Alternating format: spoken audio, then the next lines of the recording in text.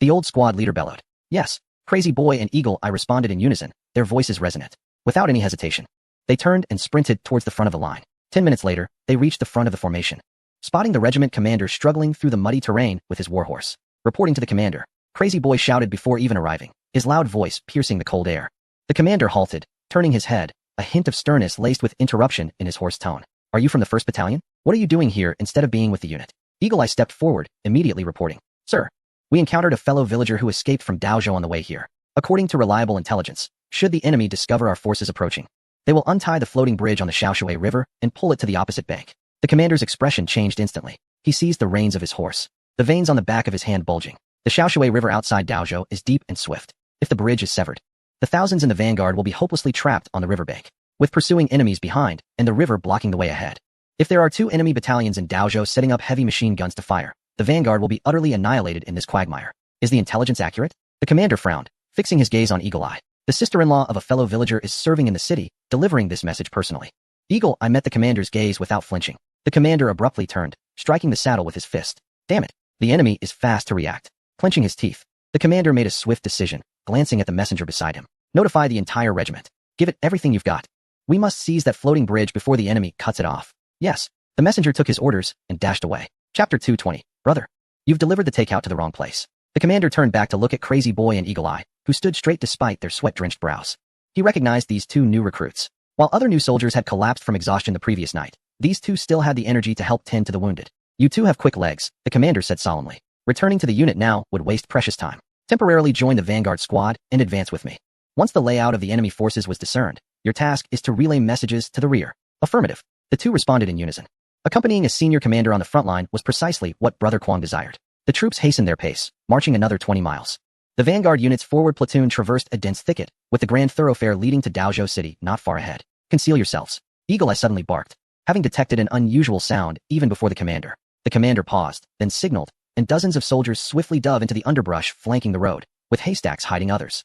Their movements were remarkably synchronized, and not a sound escaped from their rifles. Brother Kwong and Eagle Eye crouched behind a dirt embankment beside the commander, intently watching the road ahead. A flurry of hurried footsteps accompanied by labored breathing became audible. At the end of the road, a figure clad in a dark gray military uniform was sprinting desperately towards them. The individual stumbled, his cap askew, clutching tightly to a brown paper envelope. Judging by his attire, he was evidently a member of the local security team. There is something amiss, Eagle Eye whispered, his finger poised on the trigger. Lacking a long rifle, he was equipped only with a short barrel at his waist. Acting alone, he was clearly a messenger. The commander squinted, his gaze sharp. The messenger, in his panic, glanced back while running, oblivious to the silent brush on either side, and unwittingly dashed into the ambush set by the vanguard unit.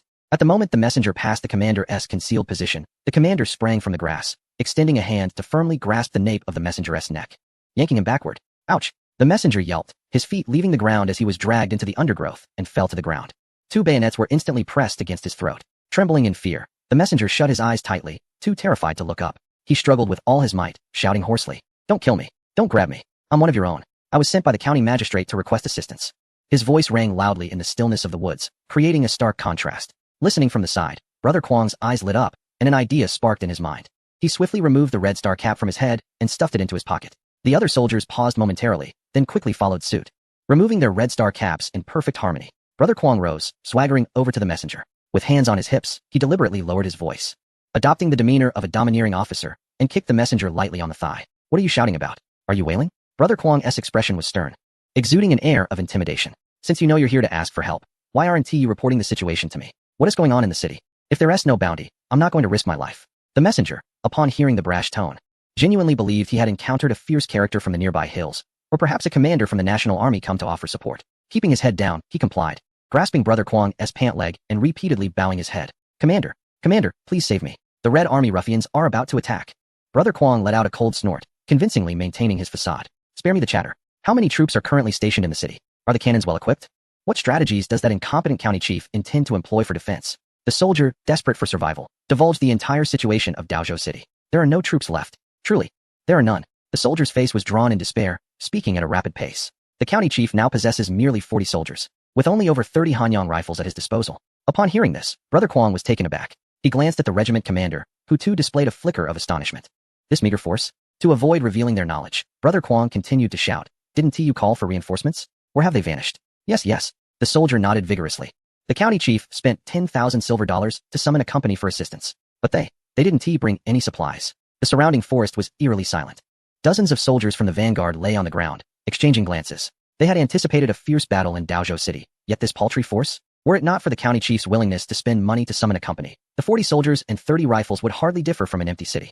Unable to contain himself any longer, Brother Kwang exchanged knowing looks with the regiment commander and the other soldiers, all of whom promptly adjusted their red star caps. Brother Kwang then bent down and gently patted the soldier's face. My friend, you've made quite a journey. However, you've mistaken your superior. I am not your commander. The soldier, bewildered, lifted his head. During his earlier bowing, he had not noticed that Brother Kwang and the others were wearing hats. Now, how did this man in front of him suddenly don a red star cap? He hurriedly scanned his surroundings, his heart dropping. People lurked in the grass. Others hid behind tree trunks, and some crouched by the mud pits. Most importantly, those individuals were all wearing red star caps, silently observing him. Their expressions, particularly one that seemed to oscillate between a smile and a sneer, instilled a profound terror within the soldier, causing him to roll his eyes back and faint on the spot. In the live stream, the barrage of comments surged in a rapid frenzy. Ha! Incredible! What a hellish disparity in information. This is killing me. The soldier exclaimed. I truly came to deliver a message, to prove my sincerity. I revealed all the county chief's secrets. Brother Kwang's performance was impeccable, embodying the villain seamlessly. The county chief remarked, I instructed you to seek aid, and instead, you went to the enemy camp to present a report? Just a moment ago, we shall fight to the last drop of blood. And now, there are only 40 soldiers and a company they hired? Who can withstand this? Ha! The audience rapidly flooded the screen, their previously suppressed emotions, weighed down by fatigue and tension, were instantaneously liberated by this colossal twist. The regiment commander, too, wore a jubilant expression. He snatched the envelope from the soldier's hand, tore it open, and indeed found a plea for help. Good, good, good, the commander exclaimed, his voice trembling with excitement. They had assumed Daozhou City was well fortified, yet it appeared they were utterly unprepared. The commander turned, his gaze keenly fixed on Brother Kwang and Eagle Eye. You too, you've achieved great merit. Head back along the path we came, now immediately. Locate the main forces that follow and accurately convey the precarious situation of Daozhou's defenses to the command headquarters. Urge them to hasten their pace and seize Daozhou with unwavering resolve. Yes, both Kwang Gu and Ing Yan replied in unison, turning swiftly to sprint back, carrying the good news until they encountered the new recruits unit. At that moment, the soldiers of the new recruits were laboriously advancing, their marching speed noticeably diminished. Some in the second squad had to lean on tree branches for support. The old squad leader, at the forefront, immediately raised his hand upon hearing the hurried footsteps ahead. Hide, he commanded in a low voice. The new recruits promptly dropped to the ground, taking cover in the dirt trench. The cannon fodder, clutching his rifle, stared intently ahead. Squad leader, it's us, Kwang Ji's booming voice called out from a distance. Kwang Go pushed through the underbrush, emerging caked in mud, with Ing Yen closely behind. The old squad leader stood up from the trench, his brow furrowed with concern. Why have you two returned? He inquired, glancing behind them at Kwang Go and Ing Yen. Did the vanguard encounter formidable resistance? Is the enemy's firepower intense? The new recruits, lying on the ground, turned pale. They were already exhausted. If enemy forces were to intercept them now, the toll on this weary battalion would be catastrophic. The second squad leader, Old Wang, approached, nervously clutching his rifle strap. Kwang Hua, what is the situation ahead? Did Bai Guzi sever the floating bridge? Kwang Go halted, resting his hands on his knees as he took deep breaths. Then turned to Ing Yan. Standing tall, Ing Yan adjusted his gear, his voice steady and clear. Report, squad leader, the intelligence on Daozhou has been confirmed. There are no main enemy forces within the city. The defending troops consist of the county chief's 40-man security regiment, armed with approximately 30 antiquated Hanyang rifles. As these words were spoken, a profound silence enveloped the dirt path. The old squad leader and the second squad leader stood in stunned disbelief. The cannon fodder blinked, seemingly calculating how 40 individuals translated into a military presence. You said how many? The old squad leader stepped forward, thinking he had misheard. 40 security regiment troops. Ing Yan reiterated, his tone unwavering. No, that can't be right. Ing Yan, you Haven T said everything. Kwang Gu, having caught his breath, straightened up and waved his hand. Clearing his throat, he adopted an exaggerated expression, gesturing animatedly. That old bastard county chief is actually terrified. Spending 10,000 silver dollars to hire a company from next door to help defend the city. The old squad leader's brow eased slightly. A company? That still amounts to over 100 men. Combined with the protection of the city walls, it could pose a challenge. Challenge, my foot. Kwang Gu laughed heartily. Those hired troops didn't even bring their belongings. If a real fight broke out, they would flee faster than anyone. Why else would they come unburdened? It's all for the sake of a quick escape. As Kwang Gu spoke, he stepped forward, raising his voice to rally morale. Brothers, did you hear? Ahead. Daozhou is nothing but a hollow shell. The enemy's defense relies solely on a handful of terrified security troops, accompanied by a group of mercenaries merely biding their time for pay. They are currently trembling, awaiting our arrival to take charge. As the words fell, the dirt road fell silent for a moment, before the new recruits erupted into hearty laughter. 40 men? I wouldn't even have enough bullets to take them down. I thought we were facing a fortified stronghold, only to discover it was a mere quagmire. So, the county chief spent $10,000 just to hire people to watch a show. That white dog truly has money to burn. Initially, the new recruits appeared lethargic due to exhaustion, but upon hearing this news, their spirits were instantly lifted. Fear stems from the unknown. When they believed they were confronting a formidable defense, each step required immense willpower. Yet now, the new recruits realized they were merely up against a feeble enemy, and the pent-up energy within them was finally unleashed. The old squad leader's worried demeanor dissipated as he clapped his hand on Kwang Go's shoulder and then turned to Old Wong, the second squad leader. Did you hear that, Old Wong? Just a few soft-shell shrimp ahead. Old Wong chuckled as he kicked a stone at his feet. Damn it, brothers. Let us head to Daozhou City for the county chief's steamed buns. Upon hearing this, the soldiers quickened their pace. However, the sun blazed ever hotter, its autumn warmth still carrying a fierce intensity. Kwang Go, having just run and worked up a sweat, felt the moisture evaporating rapidly under the sun's rays. He tugged at his collar and noticed his back felt somewhat stiff. The old squad leader, walking beside him, shot him a glance. Stop tugging at your clothes, or you'll wear them thin. Kwang Go turned and scratched his shoulder, leaving a noticeable white mark on his gray military uniform. After days of strenuous marching, the soldiers' uniforms had developed a thick layer of white salt. Hey, squad leader, look. Kwang Go seemed unfazed, patting his back a couple of times. What do you call this? This is a walking seasoning packet. He turned to the artilleryman behind him, boasting loudly. Artilleryman, do you see this layer of salt on my back? Completely natural. Remember when the villagers gave us that sweet potato? If you find it tasteless later, just lick it off my back. It's especially good with rice. The squad erupted into another round of laughter.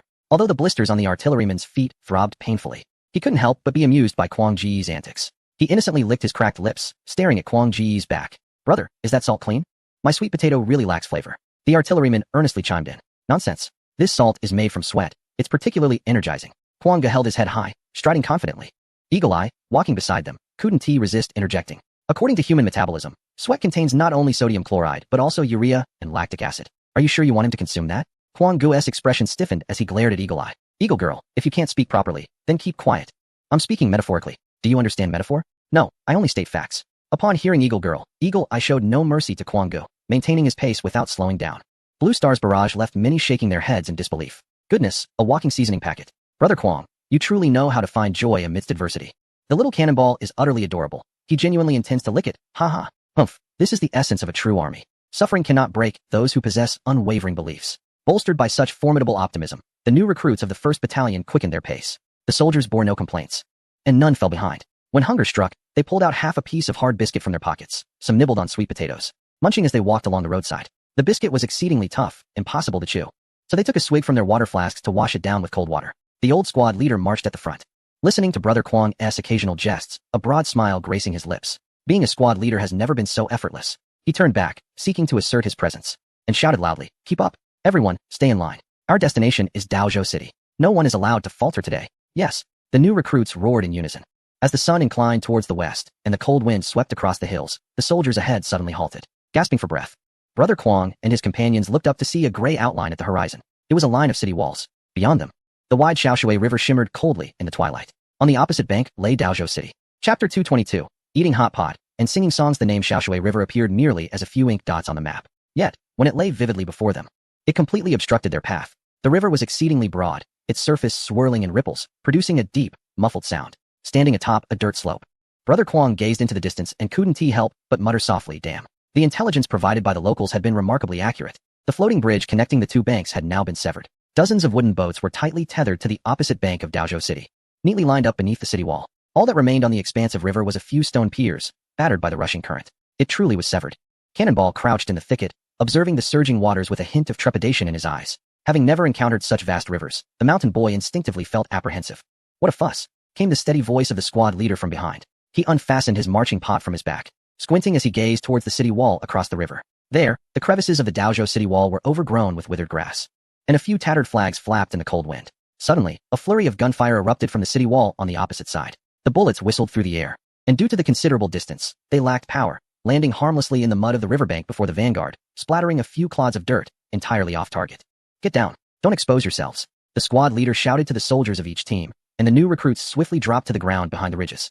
Brother Kwang reacted quickly, pressing Cannonball's head down. "Brother, they're shooting at us." Cannonball gritted his teeth, fingers curling around the trigger, his eyes fixed intently on the opposite bank. "Don't waste bullets," Eagle Eye said flatly, crouching beside Brother Kwang, estimating the distance. "It's approximately 400 meters. Eagle Eye reported quietly to the squad leader. The enemy's machine gun position lay to the left of the city gate, fortified only by sandbags, offering minimal cover. However, we found ourselves unable to cross the river, even if the adversary had not anticipated the Red Legion's swift advance to the outskirts of Daozhou.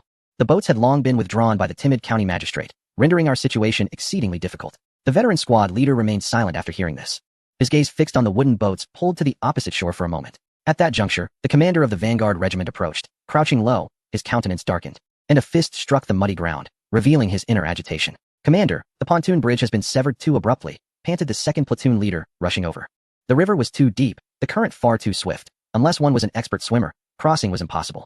Though the enemy forces on the opposite bank were few, as long as they were armed, we would be mere targets. The commander fell silent, observing the far side for an extended period without uttering a word. After a while, he turned his head, gazing at the weary soldiers behind him, their bodies encrusted with salt frost, and managed to quell his anxiety. "Attention, the entire regiment." The commander's deep voice resonated. "The 3rd Battalion will secure the riverbank and monitor enemy movements. The rest will withdraw 500 meters to settle in Shui Nan village."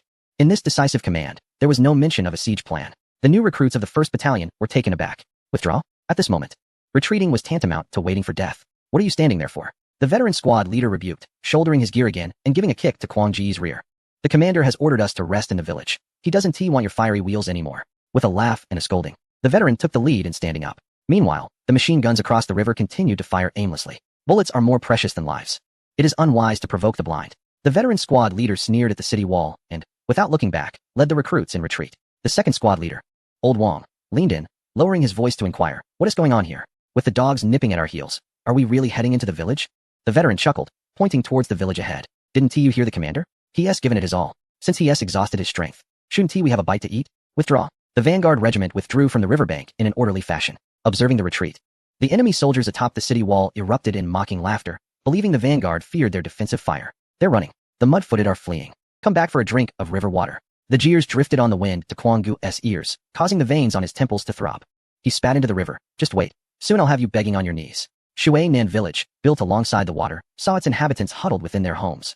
Watching the vanguard regiment settle in without incident, the soldiers of the vanguard sought little more than a place to shield themselves from the wind and rest. Within 20 minutes, smoke began to rise from various points in Shui Nan village, flames flickering amidst the ruins. The soldiers of the vanguard methodically prepared fires and cooked meals. Kwang Gu returned, clutching a bundle of bean stalks, and saw several cooking stoves erected in the middle of the threshing ground. The veteran squad leader squatted by the stove, carefully blowing on the fire with a handful of dry grass. "Commander, the enemy on the other side is still firing," Kwang Gu remarked, tossing the bean stalks to the ground and sitting beside the fire to warm himself. "Is our meal not a tad too indulgent? You understand nothing."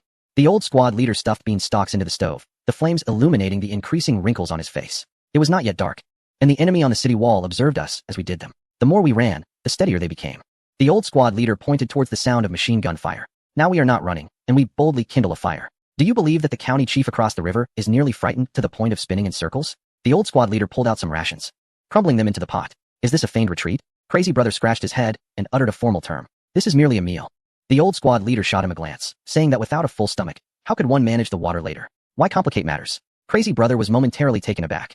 The old squad leader's reasoning was surprisingly straightforward. Indeed, they had already achieved their established goals and were not pressed for time regarding this meal. So why the hurry to cross the river? People are iron. Food is steel. One cannot go hungry for long. Let us eat. Before long.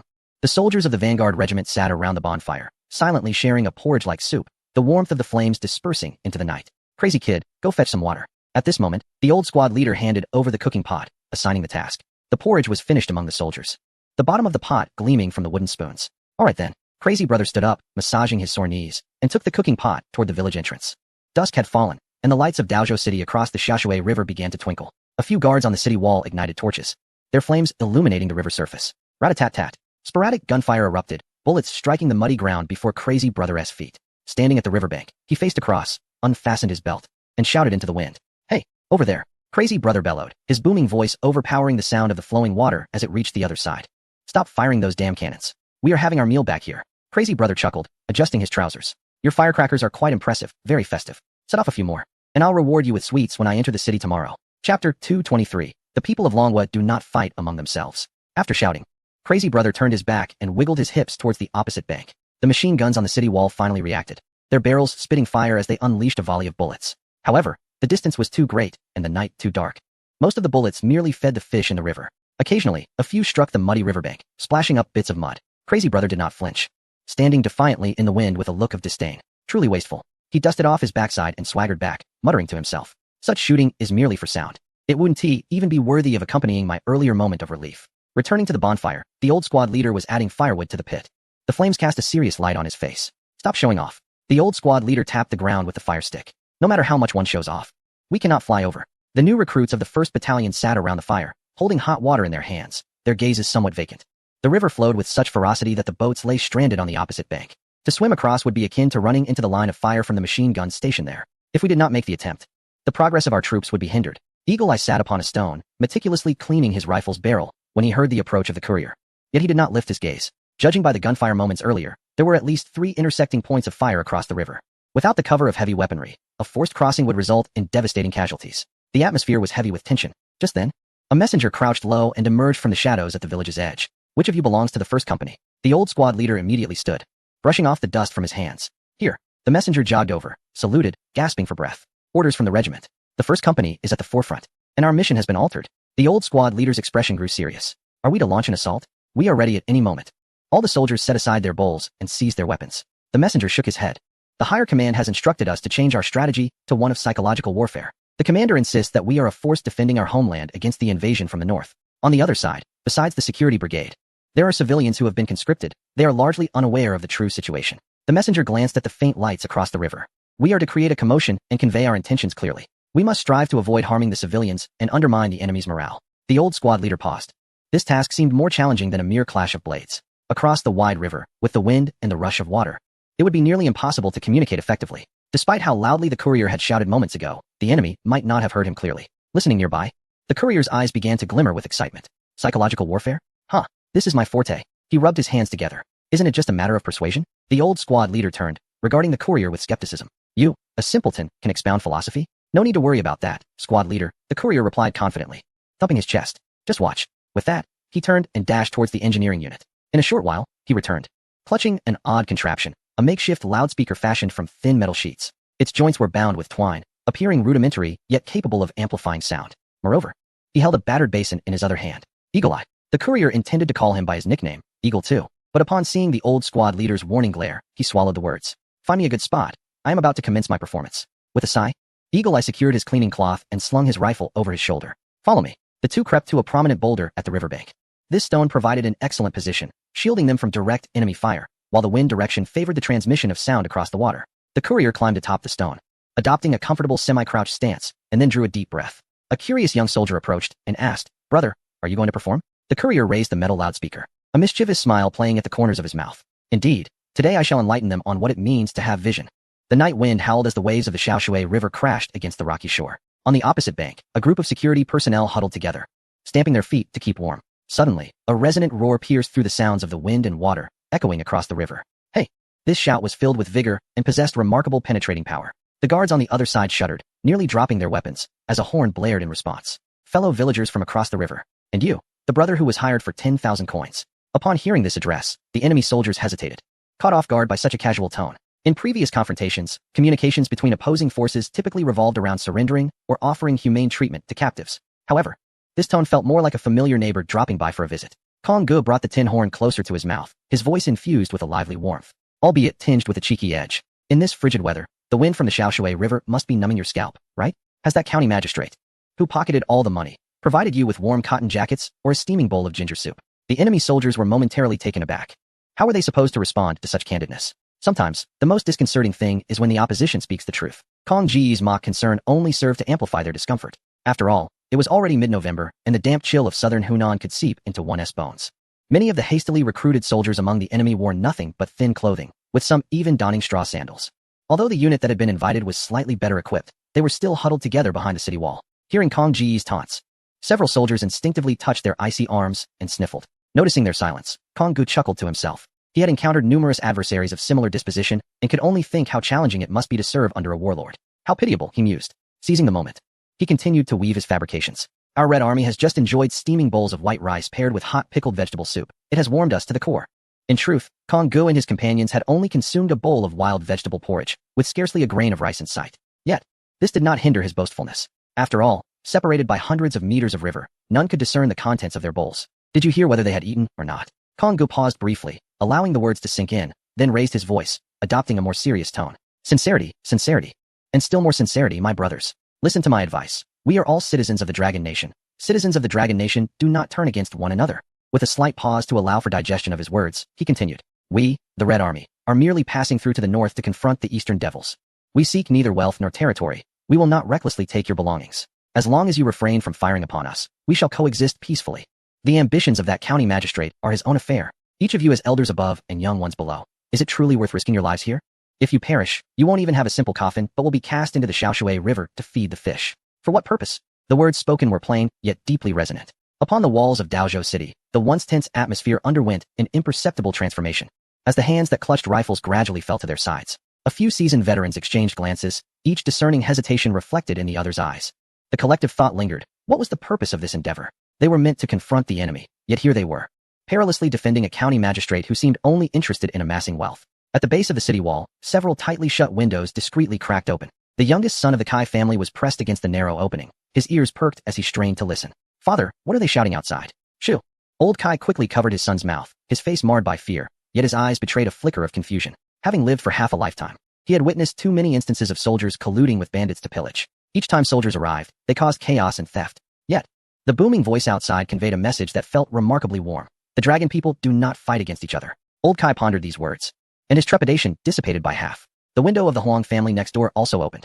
A few young men cautiously peered out into the darkness across the river, illuminated only by the faint glow of campfires that suggested no imminent violence. Behind the stones on this riverbank, Brother Kwong shouted until his throat was parched, then set down his tin megaphone to gulp some cool water. Refreshing. Wiping his mouth, he turned to look at the young cannon boy beside him.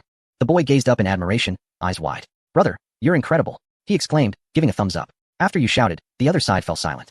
Brother Kwong raised an eyebrow in pride. Of course, just look at who I am. After a moment of silence, the cannon boy asked quietly, Brother, do you think they really don't have winter coats? Brother Kwong was momentarily taken aback. He gazed at the boy's youthful face, noting the bloodied rags that barely covered his feet. How old was the cannon boy this year? In times of peace, he would be in school, free from worries about warm clothing. Yet now, this child had trudged 1,000 miles with the troop, his feet nearly worn to shreds.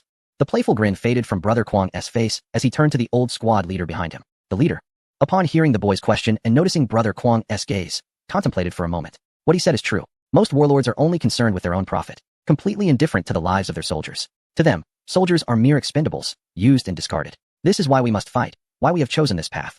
The old squad leader rose, walking to the riverbank to gaze at the silent fortress across the water. We must ensure that every soldier understands the reason for this conflict. We must ensure that every common person has a winter coat to wear. The cannon boy nodded, though only partially comprehending, tightly clutching half a sweet potato in his hand. Just then, two sporadic gunshots rang out from the city wall across the river. Bang, bang. The gunfire sounded half-hearted, seemingly intended merely to placate higher authorities, as if fired aimlessly into the sky. Subsequently, the entire riverbank fell into complete silence. It seemed that a dispute had arisen over there, followed by a cacophony of curses. Brother Kwong grinned, hoisting the tin horn onto his shoulder. Done. He turned to glance at the old squad leader and winked. Squad leader, it appears we shall sleep soundly tonight. As the night deepened, the soldiers of the vanguard finally caught up on some much-needed rest. However, orders had already been issued. The river must be crossed tonight. Without boats, the Red Army could not proceed. Thus, someone had to swim across. I shall go. At midnight. The engineer platoon leader stepped forward, followed by 3 soldiers, of modest height and lean build, who appeared to be excellent swimmers. Platoon leader, I will go as well. Brother Kwong rolled up his sleeves, eager to step forward. Can you swim? The old squad leader shot a glance at Brother Kwong. Of course. I swam back home in lawn. Brother Kwong puffed out his chest, claiming he could hold his breath for 2 minutes. This requires real skill. Swimming across a river is no child's play. The old squad leader kicked dismissively. With your dog paddle style and that muscle, you'll sink like a stone. The water may look calm, but beneath the surface, currents can create whirlpools. This task demands expertise. Brother Kwong sheepishly retreated, this time as a mere onlooker. He found himself unable to participate. Previously, during the perilous cliffs of Yunnan and Guizhou, they had been relegated to watching their heroes in action from below. Meanwhile, the platoon leader and his comrades silently began to unbutton their uniforms. The 4 men shed their tattered cotton jackets, followed by their inner layers, until they were left in nothing but shorts. The cold wind sent goosebumps rippling across their skin, their teeth chattering uncontrollably. Here, a medic squeezed through from behind, holding a small ceramic jar containing a rare bit of lard. Apply it. It'll keep the cold at bay once you're in the water. The medic's voice trembled slightly, urging them to apply it generously. The platoon leader hesitated, for this was precious sustenance reserved for the wounded, and using it to coat their bodies felt heart-wrenching. Yet, this was not the moment for sentimentality. The platoon leader and his comrades accepted the lard, vigorously spreading it across their darkened skin. The greasy balm enveloped their chests and coated their backs and thighs, sealing their pores and trapping warmth within. Once prepared, the platoon leader took a deep breath, uttering no words, and silently slid down the muddy slope into the water. The 3 soldiers followed suit. The river was icy, even with the lard. The penetrating chill barely eased. On the shore, the cannon fodder anxiously clutched Brother Kwong's clothing. Though the surface of the river remained obscured, he could feel the oppressive atmosphere. In the river's center, the current was extremely swift. The platoon leader swam ahead, his strokes rhythmic and steady. Yet, the force of the water was formidable, relentlessly pulling him downstream. Suddenly, the platoon leader's body sank abruptly. A faint, muffled grunt was swallowed by the sound of the rushing water. After being submerged in icy water for an extended period, the squad leader experienced a painful cramp in his long legs. On the riverbank, an eagle, with its keen eyes, narrowed its pupils. Frightened, the young soldier nearly cried out, only to have his mouth swiftly covered by his comrade. In that moment, a sound could alert the machine guns positioned on the city wall, which would instantly unleash a torrent of fire upon the river. They could only watch helplessly as the water surged over the squad leader's head. Moments later, as tension enveloped them, a dark head broke the surface once more. The squad leader remained unfazed, relying on his remarkable swimming ability to endure the physical pain. He quickly adjusted his position, switching to a backstroke. Propelling himself forward with powerful strokes of his arms beneath the water. Gritting his teeth, he bore the searing pain. 10 meters. 5 meters. At last, his hand reached the stone steps of the opposite shore. Following closely, 2 more soldiers grasped the edge of the stones, and the 4th soldier made it ashore. All 4 arrived, drenched to the skin, as water streamed down their bodies, struggling to climb onto the bank. The short distance of a few hundred meters had severely drained their physical reserves. Huddled in the shadows beneath the city wall, they were bruised and shivering, their teeth chattering uncontrollably from the biting cold. Just then, silhouettes emerged from the darkness at the foot of the wall. The squad leader's gaze sharpened, and he tightened his grip on the bayonet tucked behind his waist. Yet, the figures made no aggressive moves. Crouching low, their movements were slow but urgent. In the dim moonlight, the squad leader recognized their faces, local villagers, both young and old. They were the very people who had listened intently to the commotion by the riverbank while hiding behind their windows, witnessing the crossing unfold. Their hearts were stirred upon seeing these fearless soldiers daring to swim across. Quick, put this on, old Kai whispered urgently, swiftly removing his tattered cotton jacket and wrapping it around the squad leader. The garment carried warmth and a hint of tobacco. The other youths promptly shed their dry clothes, offering them to the 3 soldiers. If you wish to survive, keep quiet, one of the young men softly cautioned before deftly loosening the mooring ropes. The squad leader felt the comforting warmth of the jacket and paused momentarily. Villagers, less talk. Old Kai shot a stern look at the squad leader. Did we not agree that our own people do not fight against each other? We may not be skilled in combat, but we can certainly lend a hand with the boats. Dozens of wooden boats were tethered to the wooden stakes, the ropes heavy with waterlogged weight. With the assistance of the locals, the speed of untying the ropes increased. The soldiers leapt onto the boats, followed by the villagers. You all should go back. What if you're discovered? The squad leader expressed concern. Go back. Nonsense. Old Kai spat. We've given you the boats. The county chief won't spare us tomorrow. Let us go. We'll cross the river with you. Sometimes, the villagers were more resolute than anyone else. The ropes were soon untied, and dozens of wooden boats began to drift along the riverbank. However, the water flows eastward, and attempting to row the boat back to the vanguard group is akin to navigating against the current. The nighttime waters are exceptionally swift. Relying solely on a few individuals to paddle would be futile, as they would merely be swept downstream. The squad leader gritted his teeth, grasped a bamboo pole, and prepared to fight against the odds. At that moment, a fierce wind suddenly arose, stirring a chilling current in the previously damp and cold air. The howling of the wind caused the reeds by the riverbank to bend low. The squad leader lifted his head, taken aback by the direction of the wind. It was blowing from the north, and its intensity grew, becoming increasingly ferocious. This powerful northern wind provided a tremendous thrust, propelling the row of wooden boats forward. The wind has picked up, Old Kai exclaimed in delight. It's the north wind. Heaven has opened its eyes. There was no need to exert effort in paddling. Those wooden boats, aided by the north wind, traced white lines across the water's surface. The hulls, in harmony with the wind and the current, glided smoothly toward the riverbank where the vanguard group awaited. The moonlight spilled over the chilling river surface, as the flotilla, driven by the northern gusts, cleaved through the waves. Meanwhile, on the riverbank, the old squad leader felt the biting cold wind against his face. The wind tousled his hair and dried the moisture at the corners of his eyes. Squad leader, look, the artilleryman exclaimed, jumping up and lowering his voice as he pointed toward the river. The boats are coming on their own. Huang Gu and Ing Yen exchanged incredulous glances in the wind. Is this what they mean by heaven helps those who help themselves? Meanwhile, atop the walls of Daozhou City, the enemy had already noticed the squad leader and his men still entangled in indecision. They feigned ignorance of the dozens of wooden boats. How blind could they be? Captain, should we engage? One of the machine gunners could not help but inquire. The captain, crouched behind a sandbag with his hat askew, revealing a pale visage. Fixated on the river, gazing at the squad leader's silhouette under the moonlight, and the villagers aiding the Red Army. At this moment, the north wind was strong, propelling the wooden boats swiftly onward. Even if they opened fire now, the boats would inevitably collide with the opposite bank due to inertia. The captain recalled the words previously broadcasted over the tin horn. People of Long Country do not harm one another. If they perish, they won't even have a flimsy coffin, instead being tossed into the Xiaoshui River to feed the fish. Now, the die was cast. Once the floating bridge was established, how could they obstruct the Red Army? It would be too late for regrets about not having fired. Shooting now would only sow the seeds of enmity. Once the Red Army established themselves in the city, the one who ordered the firing would surely be dragged out as a sacrifice. Captain, they reached the shore. The assistant marksman called out urgently. The captain gritted his teeth and sighed deeply. What nonsense. He pushed the marksman aside and took control of the machine gun himself. Fire into the sky. Let off a few firecrackers to send them off. The machine gun spat flames, and bullets soared into the air. The guards atop the city wall were momentarily stunned before quickly reacting. Bang! Bang bang! Gunfire erupted from the city walls, relentless, yet no one aimed their weapons downward. On the riverbank, in Water South Village, the live stream's comments exploded with excitement. Wow! Did Kwang Gu's rhetoric actually achieve something? What is strategic deterrence? If not this, this is what it means to have vision. The enemy forces. My lord, I shall offer companionship and, as an aside, fire a salute for merriment. It appears comical, yet it stirs a pang of sorrow within. If given a choice, who would desire to witness brothers turning against one another? Standing behind the large blue stone, Brother Kwang gazed at the fiery sparks shooting into the sky, a cold smirk playing on his lips. They seemed to understand their situation. He turned his head, and the wooden boat ahead had already grounded in the muddy riverbank. The boat has arrived. First squad, let us charge forward to assist. Brother Kwang tossed the iron trumpet to the ground and sprinted towards the riverbank, gun in hand. The young cannon fodder followed closely, wincing in pain from 7 blisters on his feet, yet he ran with unbridled joy. The old squad leader chuckled and called out, his step steady. Do not panic. Stay safe. Chapter 226. The door plank. Once again encountering the door plank, the soldiers of the first squad rushed to the riverbank. The squad leader, accompanied by 3 soldiers, disembarked and collapsed onto the muddy ground, the chill finally seeping into their bones. Hurry, clothes! The old squad leader shouted. Simultaneously, the previously closed gate of Water South Village swung open. Here it comes. The bridge plank is on its way. An elderly voice resonated through the darkness. Brother Kwang stood still, as a throng of villagers emerged from the shadowy alley. Some carried heavy door planks, adorned with faded auspicious characters. Others ran with clotheslines, while a few bore dismantled window frames. Several half-grown children trailed behind, clutching bamboo strips. Soldiers, take heed. An old man, drenched in sweat, rushed to Brother Kwang, carrying a bedboard. Brother Kwang regarded the bedboard, glistening with the sheen of worn bedding. In these chaotic times, this could very well be a farmer's prized possession. Villager, this is unacceptable. The bed is too cumbersome. The old man shot Brother Kwang a glare and dropped the bedboard into the mud. The boat has returned. If this bridge cannot be erected, those canine scoundrels across the river will come to wreak havoc upon us tomorrow. You are battling the Japanese. And our Water South Village may lack in many things, but we have door planks in abundance. The old squad leader's throat quivered as he turned to the nearby hawk eye and whispered, do you see? This is the will of the people. As long as you treat the populace well, they will entrust their lives to you.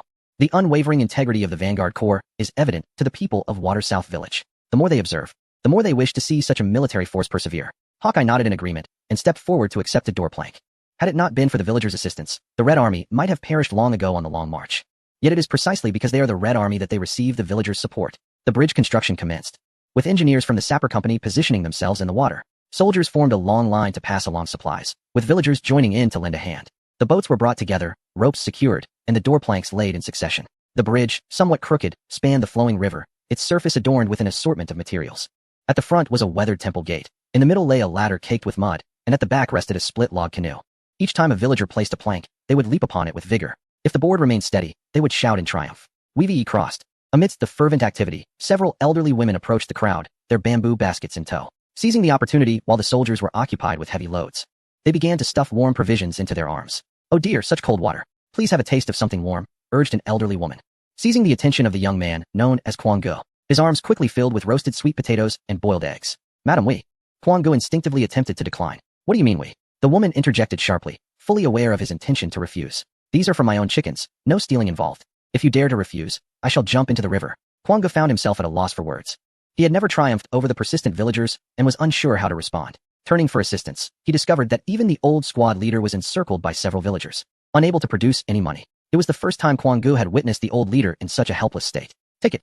Not accepting is an affront to our people of Shui Nan Village. The villagers blocked the squad leader's hands, pushing and shoving him on the riverbank, clearly determined to ensure he accepted their gifts, refusing any payment. After a brief struggle, the old leader ceased his resistance, and when the coast was clear, he quietly issued orders to Ing Yen and the others. Listen carefully, accept the provisions, consume them, and gain strength. Ing Yen, keep a record of how many door panels, sweet potatoes, and eggs Shui Nan Village has provided. Once we have driven off the enemy and entered the city, ensure the regiment finds a way to discreetly return the money to the villagers. This is an order. After delivering his instructions, the old leader turned and took a hearty bite of a sweet potato. With enough goodwill to offer gifts, there was nothing that could not be accomplished. How could their Red Army truly exploit the common folk? Over an hour later, at 2 in the morning, the floating bridge spanning the Shao River was completed.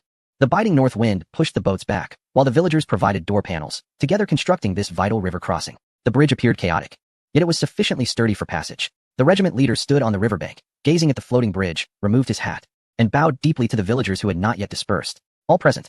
His hoarse voice echoed across the river. 1st Battalion, advance. Cross the river. Seize the city.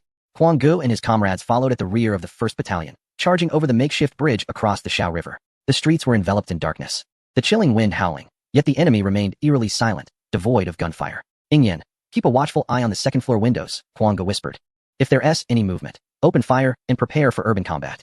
Ingyan loaded his weapon, raising the barrel slightly. Understood. However, until they reached the main street, not a single shot was fired, only the remnants of worn-out straw sandals strewn across the ground, discarded foot wrappings, and wooden crates left behind obstructing their path. To their astonishment, they even encountered several old rifles carelessly discarded. Kwang Gu kicked aside a basket in the middle of the road, momentarily stunned. Where's everyone? The soldiers of the 1st Battalion, initially braced for a brutal urban battle, were taken aback by the unexpected ease of their passage. Do not let your guard down. 2nd Company, secure the corners of the city walls. The remaining personnel, follow me to search the county office. The company commander remained vigilant, directing his troops to swiftly disperse and secure the 4 corners of the city wall and the county office. Within 10 minutes, the old squad leader emerged from the courtyard of the county office, dragging a trembling security guard and unceremoniously throwing him to the ground. Kwang Gu stepped forward, lifting the guard's chin with the barrel of his gun. What about the battalion we hired for $10,000? The guard shivered, repeatedly bowing his head in fear. They fled, as you were building the bridge. The captain and his men took the county chief's $10,000 and ran off through the west gate to Jiangjiling. Kwang Gu holstered his weapon and smiled at the old squad leader. Well, it seems the battalion hired by the county chief is quite sensible. They promised not to engage the Longwa people, and indeed, they did not. How swiftly they fled. Thus, Daozhou City became an empty town, captured by the vanguard troops without shedding a drop of blood. The main force began to enter the city in succession. At this time, the dawn had not yet arrived. The wooden doors on both sides of the street were tightly shut, allowing no light to seep through. Messengers ran from one end of the long street to the other, deliberately lowering their voices to convey superior orders. The commander has issued a decree. No knocking on doors to disturb the residents. No entering private homes. The entire regiment shall rest on the streets. They may also seek shelter under the eaves. Upon hearing the orders, the old squad leader let out a sigh of relief and turned to call his soldiers. Come, let us settle over there for the night. Chapter 227, A Silent Exchange. Only a smile remains leading his squad. The old squad leader turned into a relatively wide alley. At the end of the alley stood an empty open-air stage, beneath which was a sheltered nook, surrounded by some broken wooden crates and hay. This will do. The old squad leader set down the pot gently on the stone slab. Kwang Gu plopped down, leaning his back against a wooden pillar of the stage, his eyelids growing heavy. It had been an exhausting day. Although he had caught a bit of rest, the late-night bridge work had not afforded them much time to recuperate. Sometimes, the segmented sleep of 1 or 2 hours, rather than refreshing, left one feeling even more drowsy during moments of relaxation. In less than 2 minutes, Kwang Gu had dozed off, soft snores escaping him as he leaned against the cannon. Only Eagle Eye remained awake, still alert. Eagle Eye approached the edge of the stage, resting his rifle against a thick pillar as he kept watch. Get some sleep, the old squad leader said, lowering his voice as he stood beside Eagle Eye. I'll keep watch for 2 hours. Eagle Eye remained still, his gaze fixed on the end of the street. You should rest first, squad leader. 2 hours later, around 4 in the morning, the old squad leader observed Eagle Eye for a moment, confirming he still had energy, before nodding and finding a corner to sit with his gun in hand. Throughout Daozhou City, thousands of troops quietly spread along the streets, with only the sound of the wind breaking the silence. The sky gradually lightened. The cold wind remained biting. In the houses lining the long street, countless eyes peered through cracks in the doors and holes in the paper windows, gazing outward. Old Li, the blacksmith of Daozhou City, had been terrified by the gunfire outside the city the previous night, hiding under the bed with his grandson and not closing his eyes all night. Later, he learned that the security guard had fled and that the Red Army had entered the city. Old Li spent the night worrying whether the Red Army would be as Kwang Gu had claimed, or as the rumors suggested. He clutched a rusty hammer, hiding behind the door, peering through the crack. The cobblestone street was strewn with soldiers of the vanguard regiment. Some were curled up under eaves with their rifles clutched to their chests, while others lay with their heads resting on bricks, asleep on the steps. The streets were filled with soldiers, yet not a single one knocked on even a single door. Old Li rubbed his eyes, doubting his vision. At that moment, a faint sound reached his ears. Shifting his gaze, he saw a young soldier helping the widow Wang next door draw water. The bucket swayed, splashing water around. The soldier filled the water vat, set down the yoke, and did not enter the house. Instead, he turned back under the eaves to retrieve needle and thread, beginning to mend a large hole in his leg wraps. Just as they said in the announcement, Old Li murmured to himself, his grip on the hammer loosening. The words, "We seek neither wealth nor territory," had drifted across the river last night, and he had thought them mere deceitful rhetoric. But now, the reality lay before them. How simple the phrase "autumn hairs unscathed" was. If an army could uphold it, it was worthy of their belief. With a creak, the door of Old Li's house swung open, startling him. He had come to believe, yet he was not prepared to open the door. His little grandson slipped from his grasp and darted into the street, running toward the theater stage. The cannon boy, still in a daze, felt someone tugging at his clothing. He suddenly opened his eyes, instinctively reaching for his rifle. Before him stood a small boy, about 4 or 5 years old, clad in a patchwork cotton coat. His face flushed from the cold. The little boy gazed at the cannon boy, somewhat shyly, yet extended a dirty hand. In his palm lay a piece of candy wrapped in paper. Here, the boy's voice was barely audible. The cannon boy was taken aback, staring at the candy and then at the little boy. His wariness dissipated in an instant. He smiled dreamily, but did not take the candy.